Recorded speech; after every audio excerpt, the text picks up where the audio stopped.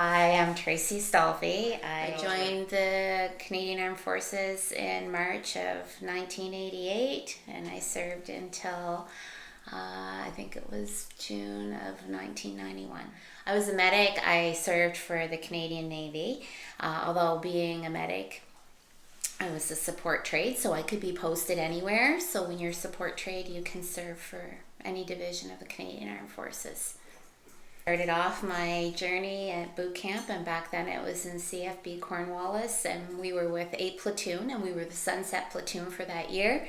They picked one platoon every year to do this huge parade, and it was us that year. Interestingly enough, I also met my husband at boot camp. From there, being a medic, then you have to have, back then, and I imagine still, and as a support trade, you had to be bilingual. So off we went after boot camp to CFB Saint Jean, to the mega complex there where we took French training and became semi-bilingual, I would say at best, but specifically to us, we learned a lot of medical terminology so we could help people. Yeah, so I finished my French training, and that was a great experience, and off to CFB Borden for my medic training. Phase 1 of medic training lasted 4 months at that time. We learned the basics, basic CPR, first aid, and then advanced life support, like in the sense of in the field, what you would do to help these individuals. And then from there, we got our posting, and I was off to CFB Petawawa. Not really where I wanted to go, but that's where life took me. There, I was part of 2 field ambulance. Basically, the whole role at that time, we were there as part of the Special Service Force, and our primary mission was to care for and take care of, support Royal Canadian Airborne Regiment, which no longer exists, by the way. Started out, so my whole love for the military came from my love for my grandfather. He was my hero. Like, when I was young, I thought, yeah. When I was young, I did a project for school, and you had to learn about the war, right? Because it was coming up on Remembrance Day, and I remember interviewing my grandfather, and he never wanted to talk about the war. It wasn't good times. He did not want to relive it, and he suffered a lot. I want you to include this, so I gotta get a grip on my life. So my grandfather, he never wanted to talk about his experiences too much. I kind of forced him to. I was really intrigued by it. I love history, and I was really wanting to know that part of him. He was very guarded with it, and rightly so. It was very emotional for him, and they weren't. He may have had a handful of good memories, and the rest were not good. He almost lost his life overseas. He was there. He served during the whole period of the Second World War. He was buried alive by a hand grenade. His buddy dug him out. He was in the hospital for war injuries and came home, and he was probably never the same. He had PTSD for sure. Some of our friends that Jeff and I know still to this day suffer with PTSD from peacekeeping missions. You think that shouldn't happen, but that does happen. It's part of the reality that our veterans have to deal with, and it's really sad. Hopefully they get more support. We need to see a country that gets behind that and recognizes it's an issue. So one thing when you're in the military, you're like family. These people are your family. So at that time, it was still very much a man's world in the military, so to speak. And there's no disrespect to that. That is what it was. So coming in as a woman, you thought that maybe you would have a harder time, and I have to say, I really didn't. We were well respected, part of their community and their family. And I don't know if it's because we were medics and they knew they needed us, they needed us to help them, to make sure that they, were mended when they were broken. And so there was a lot of mutual respect that happened. Being part of 2 field ambulance and the Special Service Force, it was a great honor. For me, I loved it. I was passionate about it. But looking back on it, I wouldn't change it for a second. And I wouldn't change the relationships that I developed there and the people that made me who I am to this day. The discipline, the respect, the honor. That's all part of it. That's how you become who you are in life.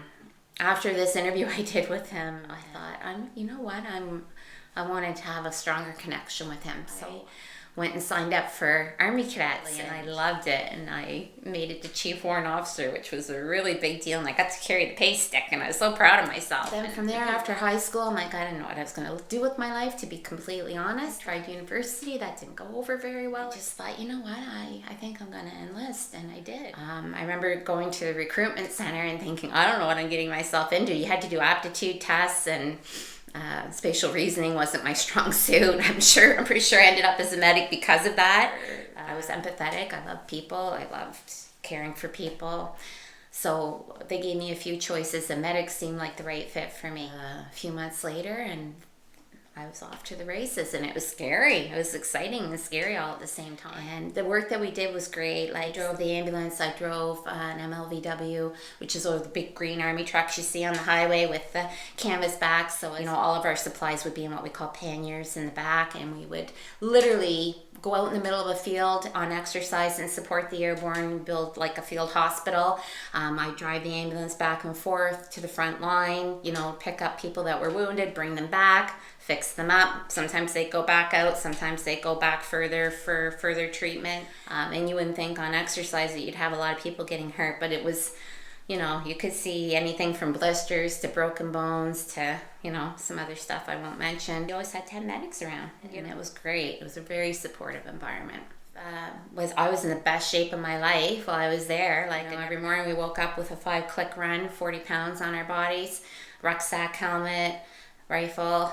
That was our morning. At time when I was in the treatment center that I realized I want a little more than this, and I thought, I think I'm gonna, take my release, and I wanted to go to nursing school. Getting ready to leave, they extended my contract as we were vaccinating and doing physicals for the men and women that were going overseas to take part in Operation Friction, and part of the Persian Gulf War effort. Like I said, we did all that part, kind of getting everybody ready. And interestingly enough, when my boyfriend at the time was getting ready to embark to go overseas, so he served on the HMCS Terra Nova. So that was a very scary time. There was a lot of turmoil in the world at that time, and I'm really surprised when people talk about veterans or talk about Remembrance Day in general, that they only think about the First and Second World War, and that there's not enough tribute given to the conflicts and crisis and peacekeeping that happens every day. If I were to change anything about Remembrance Day, I would say to bring more light to that. I remember my son going into grade 4 and being excited to tell his teacher that his parents were veterans, especially his dad was a veteran, and she said, "Oh no, you must be mistaken." Because he couldn't possibly be, he's too young. After the Remembrance Day ceremony, in his uniform, to speak to the class and enlighten and help educate. And there's been a lot of talk over the years, should it be a holiday or should it not? And I really believe that we need to keep our children in school that day so that they can learn.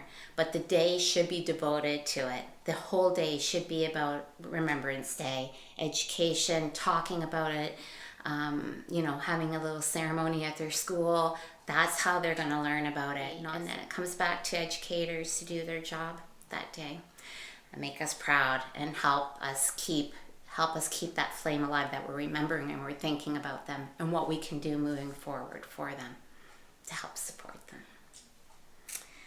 This is real life. These are real people, real circumstance. Serving your country is great. My husband and I did it. We're passionate about it. For young people or anybody really that thinks that this is a life for them, discipline and respect and honor and courage, that's your bag of tricks. Go for it. It's a great life. They want you to kind of be in the mindset that you have to build teams and you're not an individual anymore, and that stuff's important to survival. Losing that individual mentality. Individuals don't tend to do well in the military or anywhere really. So there's good life lessons to be learned there for sure. I just want to say too, and I told you I was going to do this, that I don't consider myself a veteran.